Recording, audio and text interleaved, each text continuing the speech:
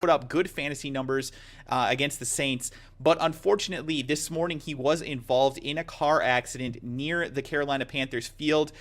He was apparently his actual car or his SUV flipped multiple times, which is a very dangerous thing, of course, as everybody knows. He was stretchered away from the accident.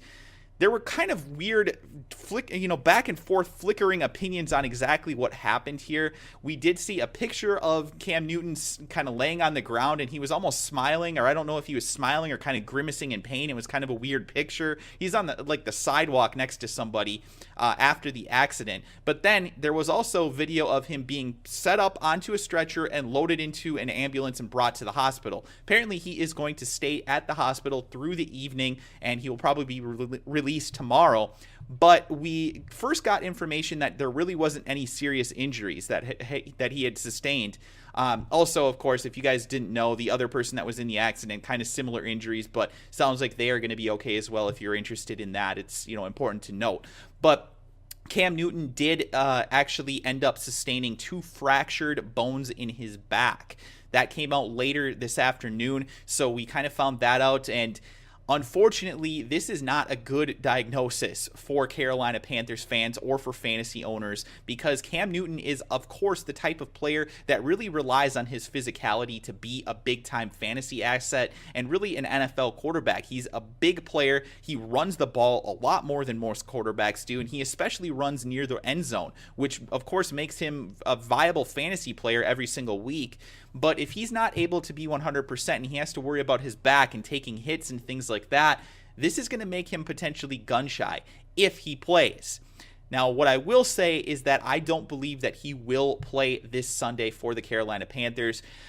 This is a very similar injury to the one that Tony Romo sustained a few weeks back. Now, of course, Romo's was sustained on the field. Newton's in an accident, but they're very, very similar in that there were multiple fractured bones in the back, nothing major broken, but definitely bad enough that it's probably not going to allow him to play this week. Romo did sit out an entire game, and even when he got back, he was not anywhere near 100%. He wasn't rotating fully on his throws. He wasn't getting the full extension, and of course, he did kind of seem a little bit gun-shy to take hits as well. So this is something that we could be seeing with Cam Newton if and when he does come back this season. I hope that he is able to make a return this season because, like I said, he played his best game, in my opinion, of the season this past week.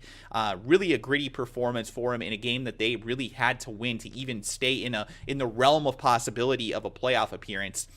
The Panthers will be setting up their game plan for Sunday's game over the next day or two, so unfortunately they kind of have to almost assume that Newton is not going to play, would be my assumption, and they will likely turn to Derek Anderson to be their quarterback this week.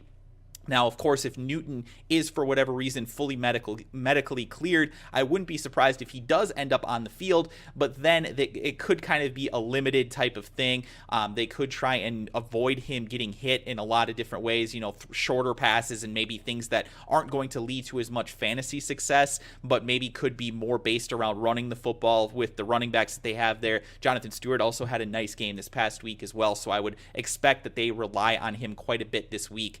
Now, it's worth noting that if Derek Anderson does play, he does seem to have a fairly good connection with Kelvin Benjamin. He did throw him a couple of touchdowns earlier this season in limited playing time, so it's definitely something where I would not be significantly downgrading Kelvin Benjamin on your fantasy radar. He should still remain in your lineup this week. This is an offense that really, the quarterback position as far as passing the ball, in my opinion, isn't really going to change a whole lot. Of course, Newton does have a big arm, but so does Derek Anderson. Don't forget that Derek Anderson was at one point a pretty decent fantasy quarterback himself.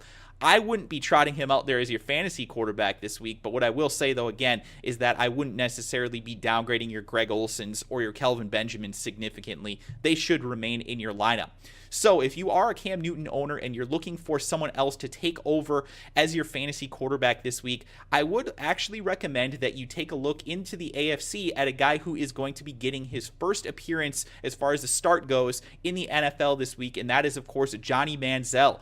big time stuff coming out of Cleveland today. He was announced as the starter. They will be sitting Brian Hoyer, who has led them into playoff contention for the first time in many years, to be honest with you guys. The Browns have been a bad team, so it's been interesting to watch them kind of develop under Brian Hoyer, but the honest truth is that the guy has not been good over the past 4 or 5 games. He's been one of the absolute worst statistical starting quarterbacks during that span.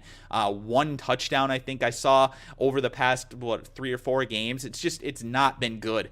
And he certainly hasn't been connecting with Josh Gordon like we expected him to. Gordon looks like he's fully healthy, but I don't know if it's just the two of them are not on the same page, or if Hoyer just isn't comfortable, or I don't know exactly what the situation is. But I do know that he is not going to be starting for them on Sunday. It is going to be Johnny Football.